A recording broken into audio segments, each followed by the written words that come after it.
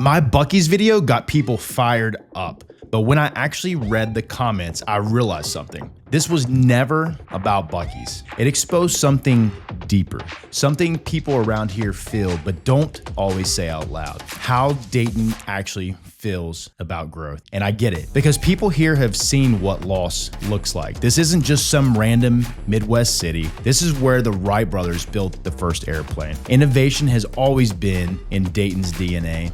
And for decades, that showed up in the factories. NCR, General Motors, Delphi, and those weren't just companies. They were the backbone of this entire Dayton, Ohio region. Thousands of families built their lives around those jobs. There was pride in that, stability in that, and then it was gone. The General Motors plant in Moraine shut down, NCR left after 100 years, and Delphi pulled back. People didn't just lose a paycheck. They lost confidence, they lost trust, and that feeling, it doesn't just disappear. It shows up every time someone says, this is going to be great for this area. Some people hear that and think, finally, we need this. And other people hear it and they think, we've heard this before. There's an old saying in the fire service, firefighters hate two things: the way things are and change. That's Dayton right now. I'm Anthony Mahone, your friend in real estate here in the Dayton, Ohio and Miami Valley area. On this channel, we share honest, practical, and up-to-date information about living in and moving to Dayton. And if you're thinking about making a move, we would love to welcome you into our client family. But here's what makes this different now, because the momentum happening in Dayton is real.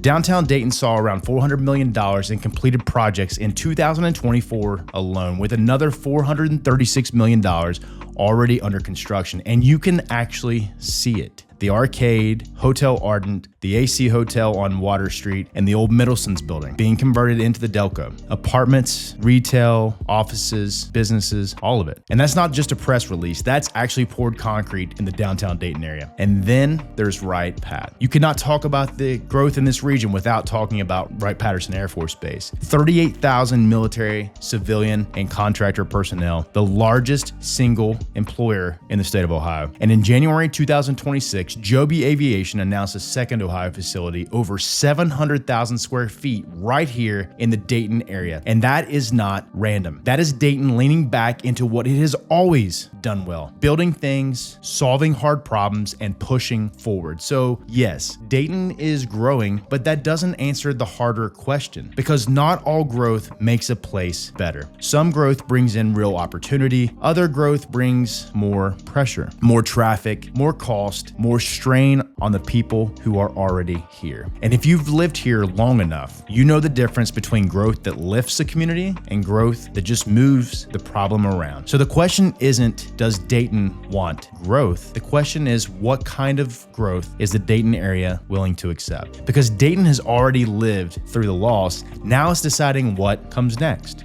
and whether that next version actually makes life better for the people who are already here, not just the ones that are moving in. And that's what I watch. That's what I talk about on this channel. So tell me, where do you stand? Do you want to see more growth, or do you think it's time to slow down and protect what's already here? Drop it in the comments. I read everyone. See you in the next video.